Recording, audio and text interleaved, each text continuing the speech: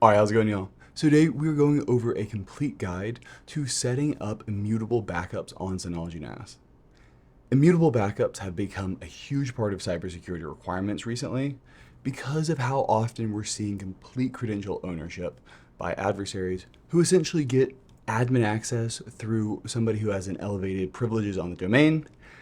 And the problem with that is now that we've got this single sign-on and everybody has the exact same login credentials across all their servers, well, now one compromised admin account would be able to take out not just your primary server, but oh great, now also your backups. And that is why we have immutable backups. Immutable backups essentially allow you to lock yourself out of your backups. It allows you to make sure that even if your admin credentials are compromised, that adversary cannot destroy those backups for a period of time. And this way you can ensure that even somebody with a root permission, admin level permission to the backup unit, you can ensure that they cannot permanently destroy the data for a period of time. And that is so important for these businesses now because there have been so many cases where the business had great backups, but those backups were also compromised, making them somewhat useless. Okay, so now let's take a step back and actually kind of talk about what this looks like in the real world and why this is so important and why you would have the case where one credential would take out multiple servers. Most businesses have a domain controller or use a LDAP provider like Azure AD or other things like that that essentially allow every single one of their servers to have the same credentials loaded onto them. This is great from an auditing perspective. This makes sure that nobody has to have shared accounts where any single person could have been the one who made a change and nobody can tell. Or you don't have to worry about if an employee leaves, okay, now how do we rotate all the credentials? We don't even know which ones he had access to, and all those kinds of things. Instead, everything's hooked up to this domain controller that handles authentication. So you essentially add all of your servers to use the exact same credentials, and that way you can simply add or remove users and immediately lock them out. While this is phenomenal, it also introduces a very simple attack where essentially all it takes is one person's credentials to be compromised. And now if that user has admin privileges, is a domain admin, they're now an admin on every single one of the devices. That's actually why for a lot of times, if I am setting up a backup target for a company with a domain controller, I'll talk to them and say, hey, maybe we just create a few accounts for your IT staff and keep this separate just to limit this exposure, right? This is meant to be a backup. Users are not interfacing with this. Let's kind of separate this out to have that extra layer. But it's very common just for the auditing ability, everything's hooked up to the domain, right? So you might have a NAS that's having great backups to it. And the problem is, if that adversary gets those domain admin credentials, well, now they can delete the backups as well. And that is not what you want. And that is exactly what immutable backups solve. Immutable backups are going to allow us to make sure that your own IT staff, yourself, cannot permanently destroy your backups until they're ready. And the other thing we need to talk about before going in depth on this is not talking about worm.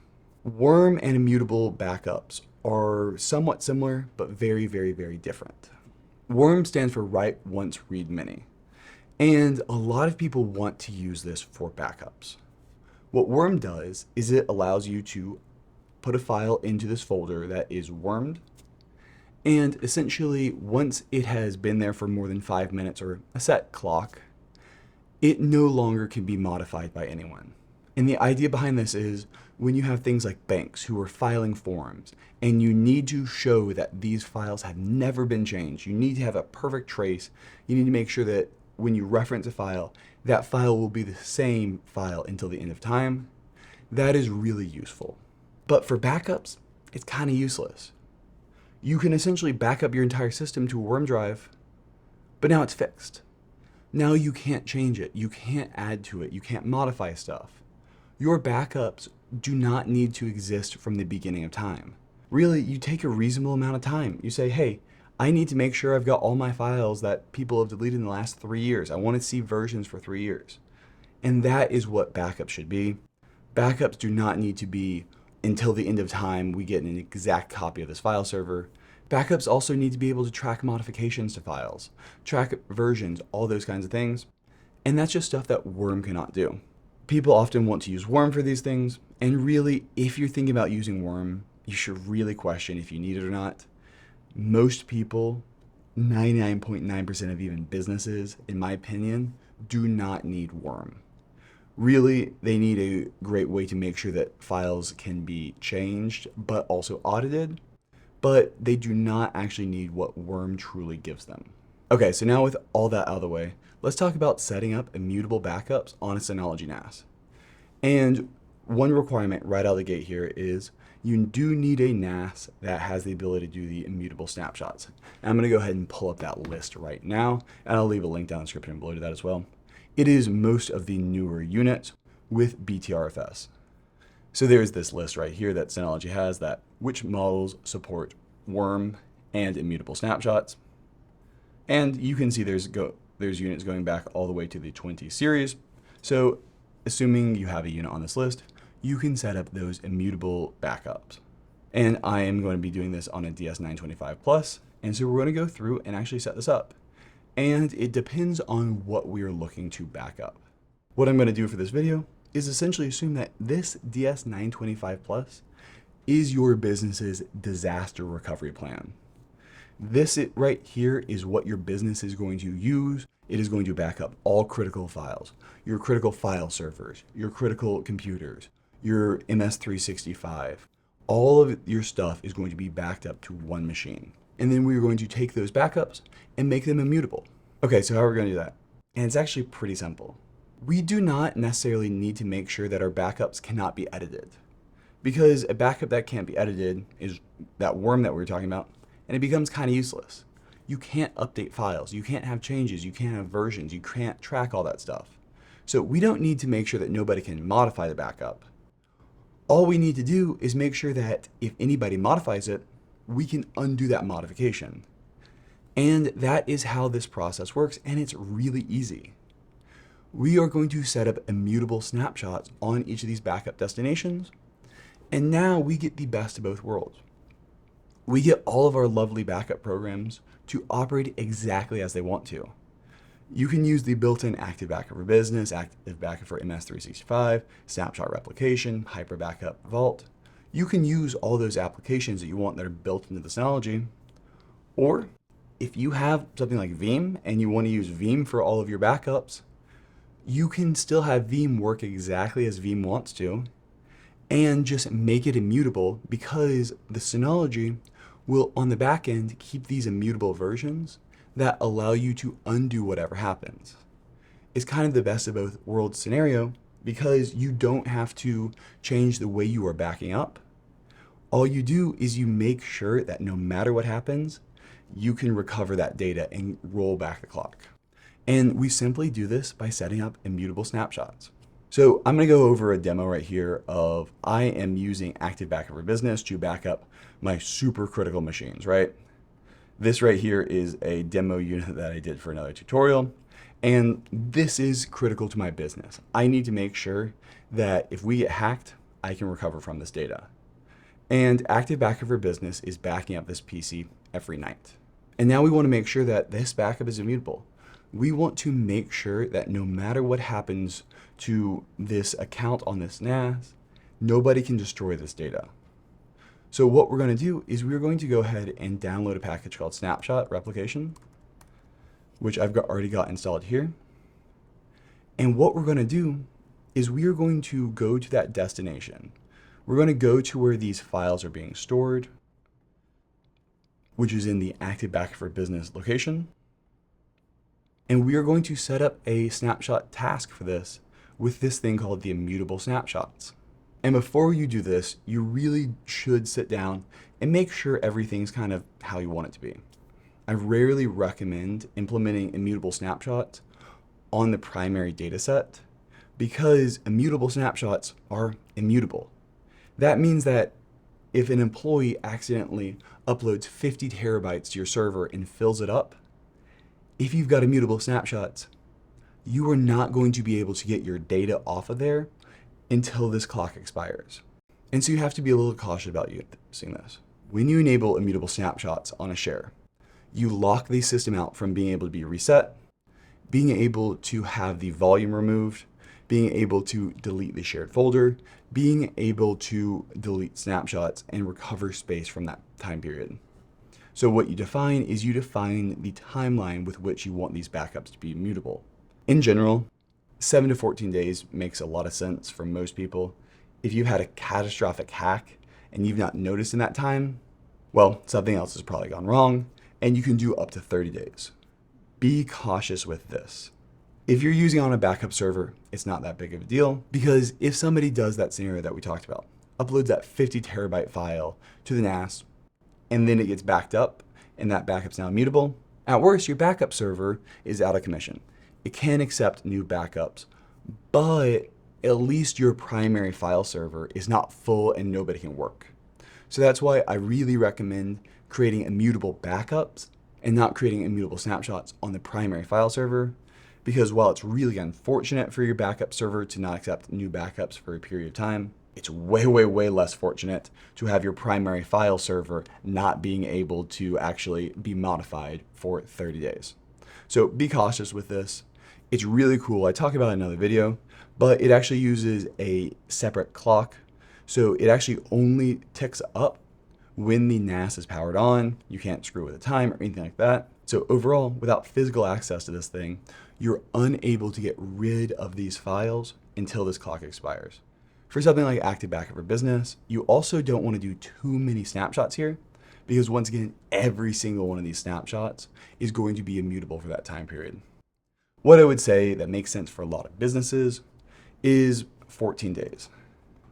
Especially for a backup target, making sure that you can undo anything that's happened to Active Backup for Business for 14 days is great. So there's actually two clocks here that we're talking about. There is the immutable time period. That is where the system locks you out from being able to remove the snapshots, modify anything. But once that clock expires, that snapshot is not yet deleted because it's actually got its own retention policy.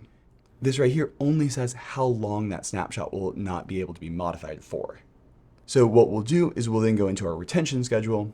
And for something like this, where Active Backup for Business has its own versions, we're going to probably set all snapshots to 14 days.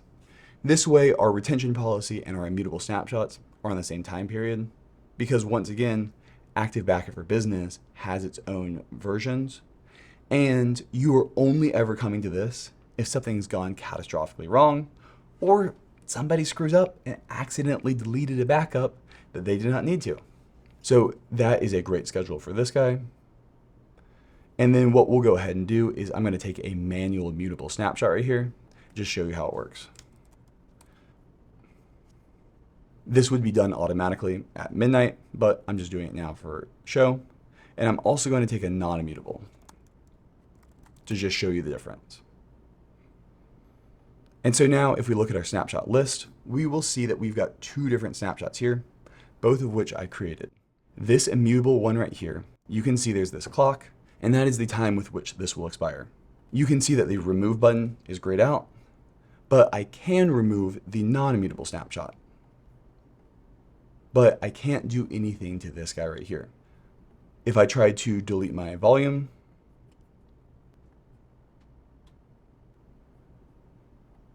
well, it's erroring for other reasons, but it will in fact not let me. It essentially is going to lock me out from being able to do anything. I will not be able to permanently destroy that data.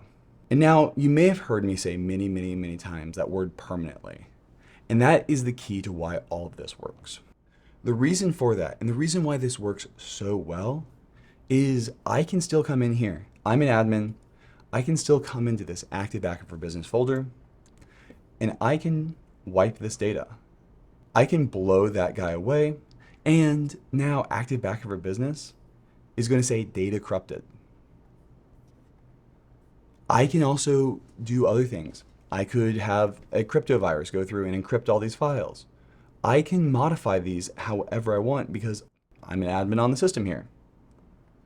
But the trick is, and the reason why this works so well, is the system gets to modify the file however it normally would, but we can simply come back here and recover from it. So once again, we saw that there's nothing this guy can do.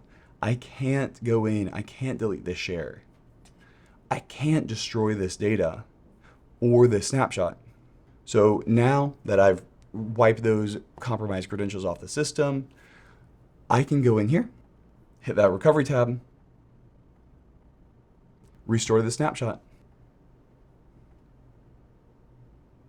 And now everything that that adversary did has been undone. I can come in here and I can restore files from that system that was compromised. I can get rid of all that stuff because even though the files were editable, we are still able to recover from it. And that's why this system works so well.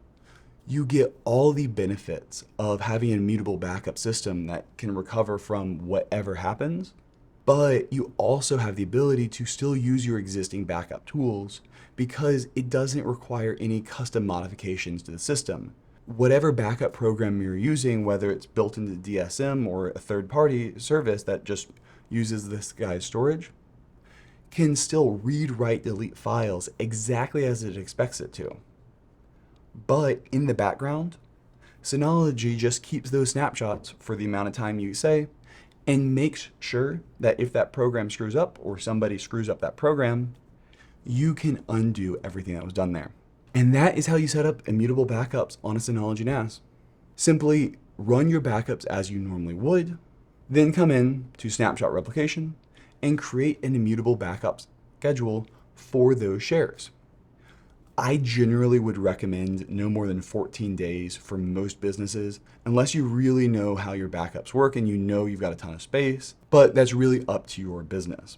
The other advantage of this that really makes it easier than having immutable snapshots on the primary file server is, as we said, if something crazy happens, if that active backup for business program were to glitch out and accidentally dump 50 terabytes and fill this drive so it can no longer accept new backups, well, we're out of commission with our backup server for a few weeks, but the thing is the active file server is still there. You're not stopping business, you're just stopping your backups, which is much, much, much better for those cases that are very unlikely. So now those are the steps. For any backup program you want to use, simply just dump the data on a shared folder on the NAS and set up an immutable snapshot schedule. The last one is if you're backing up data from another Synology NAS using snapshot replication. When you're setting up a replication job, there is actually a toggle option for the destination immutability, and I use that thing all the time. That is how you can set up immutable snapshots as a backup destination. So what'll happen is when the snapshot is sent over from the primary to the primary will tell the backup, hey, make this immutable for 14 days. And you get the exact same immutability there. All right, well, that's going to be it for this tutorial. As you can see, immutable snapshots make it really easy to make immutable backups happen on a Synology NAS, pretty much no matter what program you're using. If you have any other questions, put those down in the comments below. And if you want to hire me for consulting, there's a link down in the description below. And have a good one. Bye.